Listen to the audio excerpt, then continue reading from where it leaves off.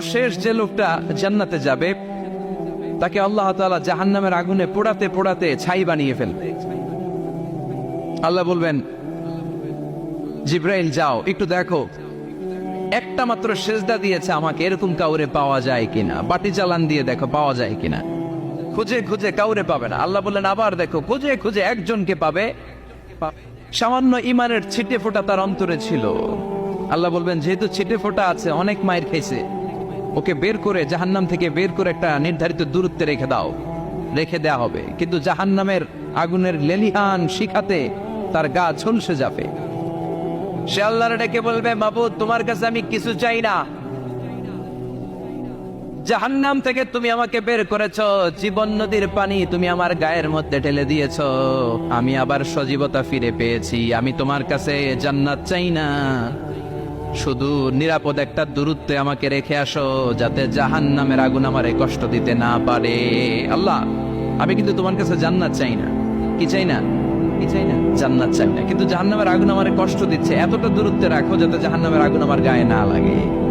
আল্লাহ বললেন ওকে রাখবো, কিন্তু আমার সাথে একটা কন্ট্রাক্টে যেতে হবে, যে এটা তোমাকে দিলে তুমি আর নতুন করে কিছু চাবা না।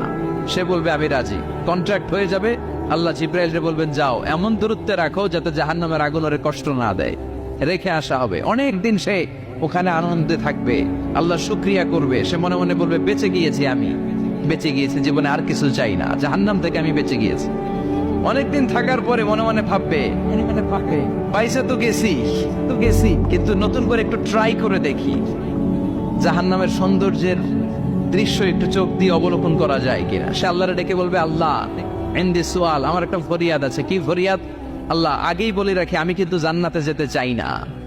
আল্লাহ বলবেন কি চাও?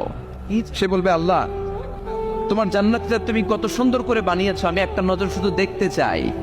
জান্নাতের দরজার সামনে নিয়ে যদি আমারে বসিয়ে রাখো, দ্যাটস এনাফ, আর কিছু চাই না, আর শুধু জান্নাতের দরজার সামনে। আল্লাহ বললেন তুই না ওয়াদা করেছিস, তুই না চুক্তি করেছিস। সে বলবে আল্লাহ আমারে হতভাগা বানাইয়া তোমার কি লাভ? সুবহানাল্লাহ পড়ে, আমারে তুমি হতভাগা বানিও না। আল্লাহ বলে ঠিক আছে, আবার সিগনেচার কর যে জান্নাতের দরজার সামনে বসিয়ে দিলে আর কিছু চাবি না। সে সিগনেচার করে বলে আমি চাবো না। আল্লাহ বললেন জিব্রাইল বেচারারে ধরে জান্নাতের গেটের সামনে বসায় দে। এবার জান্নাতের গেটের সামনে বসে বসে জান্নাতের সৌন্দর্য দেখা শুরু করবে। সুবহানাল্লাহ, এমন সৌন্দর্য যেটা চোখ দিয়ে কেউ দেখে নাই, কান দিয়ে শোনে নাই। ওই সৌন্দর্য চোখে দেখে, কান দিয়ে আওয়াজ শোনে, মাগার ভোগ করতে পারে না। অন্তরে জ্বালা আছে না নাই? এয়ার কন্ডিশনের রুমে ঢুকতে না পারলেও, এয়ার কন্ডিশনের রুমের দরজার বাইরে দাঁড়ালেও এয়ার কন্ডিশনের রুমের একটা ঠান্ডা বাতাস গায়ে লাগে না? কথা বলেন তো। যখন জান্নাতের দরজার সামনে দাঁড়াবে, ওর গায়েও এরকম জান্নাতের ঠান্ডা বাতাসের হিমেল ছোঁয়া গাটাকে শীতল করে দিবে। ওই শীতল হয়ে যাওয়ার পরে আর তো সহ্য হবে না, আবার আল্লাহরে ডাকবে, মনে মনে ভাববে আর একটু ট্রাই করি না, দোষ কি, আস্তে আস্তে অনেক দূর তো আগাইছি। সুবহানাল্লাহ পেবেন না? এবার আল্লাহরে বলবে আল্লাহ ইনদি সুআল, আল্লাহ তুমি যদি কোনো বিষয়ে নতুন করে ডিসিশন নাও, তোমারে জিজ্ঞেস করার মতো কি কেউ আছে? আল্লাহ বলে না, আমি তো সব রাজার বড় রাজা, মহারাজা, আমার উপরে তো কারো কথা চলে না। ওই হতভাগা লোকটা বলবে আল্লাহ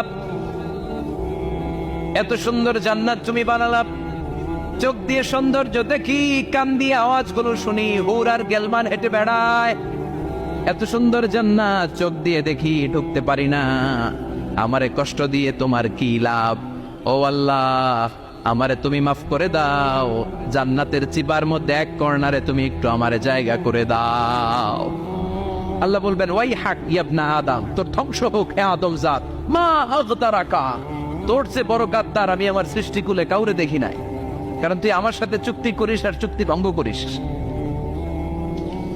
আল্লাহর রহমতের দরিয়ায় তখন জোশ খেলে যাবে, ওর আকুতি মিনতি চাহনি আল্লাহর রহমতের দরিয়ার মধ্যে জোশ লাগিয়ে দিবে।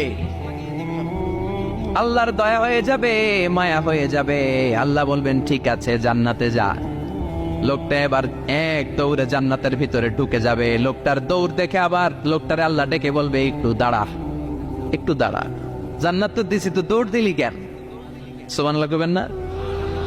লোকটি বলবে আল্লাহ প্ল্যান তো আমি কম করি নাই, এত চেষ্টার ফলে আমি আসতে পারছি, আবার যদি তুমি বাইর করে দাও, এই জন্য একদম এমন চিপার মধ্যে লুকাবো যাতে তুমি আমার না দেখো।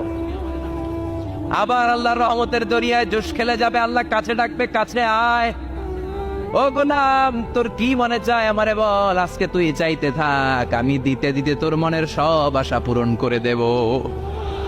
লোকটা খুশি হয়ে বলবে, আল্লাহ আমারে এটা দাও, বাড়ি দাও, গাড়ি দাও, নারী দাও, এটা দাও, ওটা দাও, একের পর এক চাইতে থাকবে, আল্লাহ সব তারে দিতে থাকবে। চাইতে চাইতে লোকটার সব চাওয়া যখন শেষ, সে বলবে, আল্লাহ আর আমার চাওয়ার কিছু নাই। আল্লাহ বলেন, নো, এত তাড়াতাড়ি যে তুমি খেলা শেষ করতে পারবা না মানুষ, আমার সাথে তোমার এই খেলা আরো লম্বা সময় চলতে হবে, তোমার অনেক কিছু চাইতে হবে। তুই আজকে চাইতে চাইতে তোর সব চাও আমার কাছে বলবি, আর আমি দিতে দিতে তোর জীবন ধন্য করে দেব।